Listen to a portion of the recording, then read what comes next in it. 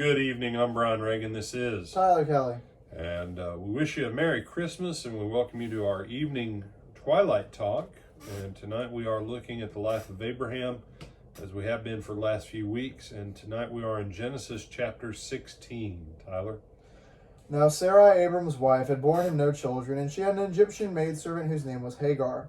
So Sarai said to Abram, "See now, the Lord has restrained me from bearing children. Please go into my maid, perhaps I shall obtain children by her."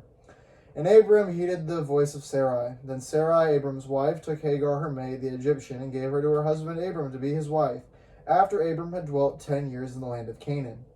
So he went into Hagar, and she conceived, and when she saw that she had conceived, her mistress became despised in her eyes. Then Sarai said to Abram, "My wrong be upon you. I gave my maid into your embrace, and when she saw that she had conceived, I became despised in her eyes. The Lord judge between you and me." So Abram said to Sarai, "Indeed, your maid is in your hand, to do to her as you please." And when Sarai dealt harshly with her, she fled from her presence.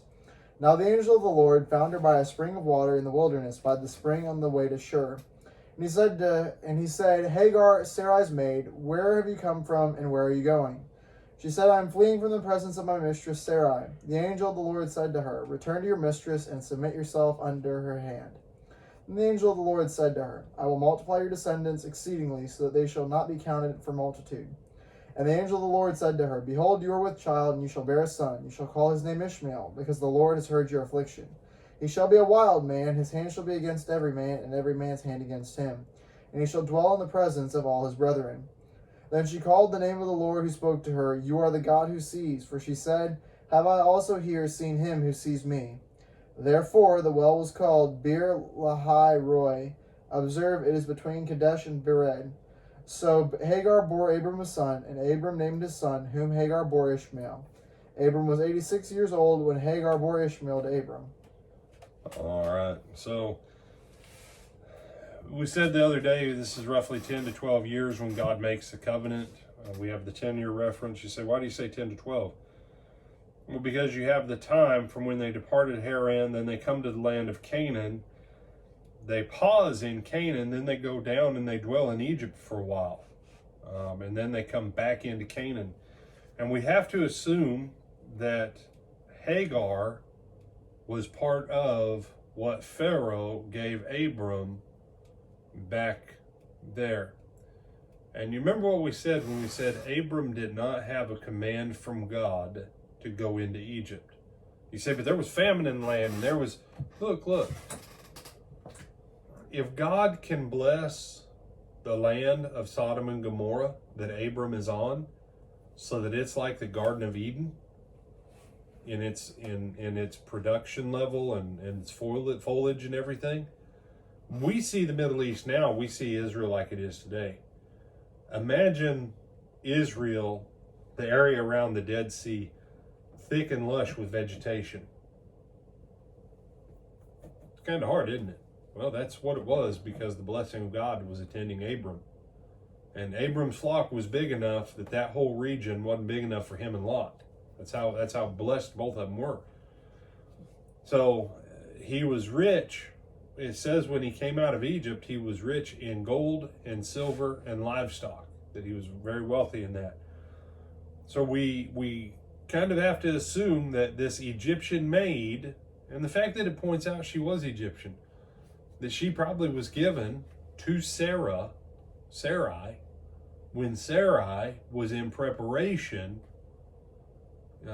being held aside by Pharaoh.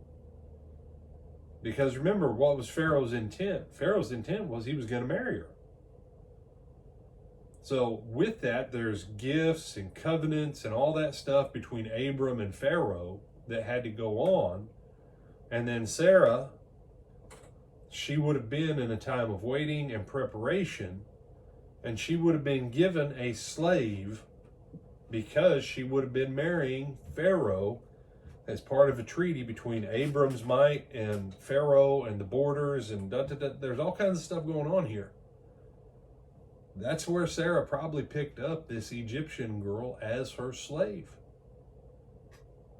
And Sarai, she's now at least 75 years old. 10 years have gone by, at least. I'm a fan of 10 to 12 because when Isaac's born, Ishmael will be roughly how old, Tyler? Do you remember? 13, 14? He's 13, yeah. So, Abram's 100, Ishmael's 13. That means Abram is 86, 87 years old when this happens. 10 years. Sarai, she's getting edgy now. Abram got edgy back in chapter 15. God says, don't worry, I've got you covered, man. Here's a covenant. I'm going to keep my word. Here's a covenant. But now Sarai's like, well, I need this kid now. So she does what they did in the ancient world. She gives her slave to get pregnant, because what she'd have done is like a catcher in the major leagues. She'd have got down like this on day of delivery. He said, don't say it like that. Point being, she would have got down in front of Hagar, and when the child came out, she would have brought the child across onto her knees, and then she would have brought the child back up, symbolically demonstrating that she gave birth to the child, not the slave. And at that point, and some state laws are still this way, a woman can have a child, and when they ask the information that goes on the birth certificate, if there's another man and woman there, and they've got the attorney in place, they can write that birth certificate right then with those other people's name on it. And that's the end of the issue. There are some states that it's like that in the United States. This is no different. That would have been the legal adoption. And you say, yeah, no, Sarah took ownership of Ishmael as a child of hers. And so this fight then between Hagar and Sarai, you say, well, why was there a fight? Hagar's young. I don't know how attractive she is or not, but either way, she and Abram have engaged in an act of covenant to make the child. Who's going to be nursing the child? Hagar. Who's Abraham going to keep coming around while this child's in its infancy? Hagar. What kind of trouble does that create with Sarai? What do you think, Tyler? A lot. A lot. And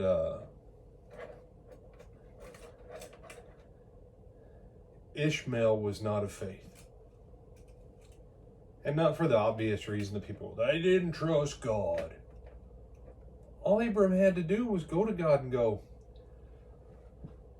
El Shaddai, my wife Sarai has this idea that if I'll take her slave girl and get her pregnant, that she can have the kid come out on her knees, and that way it'll be a child from my loins.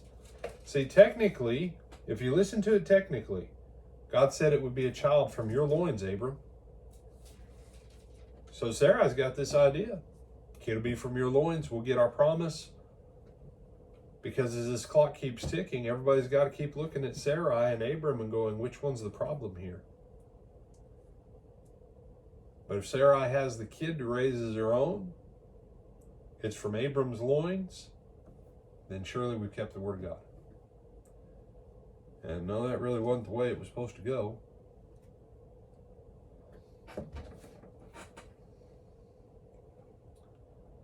Because they didn't come to God in faith. And feel free to disagree with me. Isaac came later than he needed to. Isaac could have come at the same time as Ishmael, had they not made this plan and put it in motion. Now God has to leave. God has to push back because they weren't acting in faith. God's promise of faith is still in place, but now more time has to pass before Abram and Sarai are in place to have this kid. we might touch on that a little bit more. Do you have some other thoughts on this, my brother? No, sir. All right. So, obviously, the one thing we did not deal with is the whole, well, my wife, she told me, really? I don't care about that. The whole Sarah told him to, and, he shouldn't have. Most of the time when that's taught on, you know what it is? Just husband and wife, male and female foolishness being bantered about in the church building. That's really all it is. Abram had a promise about a son from his loins. Sarah saw a way to make it happen. Abraham thought it was a good idea. Sarah gets her kid. I get my kid. God keeps his word. It all happens. None of it was from faith, and that's the bigger issue. None of it was from faith. Because no one went and talked to God and said, is this how this plan's supposed to play out? And God would have said, just like I told you, no, it's not Eliezer of Damascus. It also ain't you getting the slave girl pregnant. And God would have told him. But nobody bothered to ask God. So, I'm Brian Reagan. This is Tyler Kelly.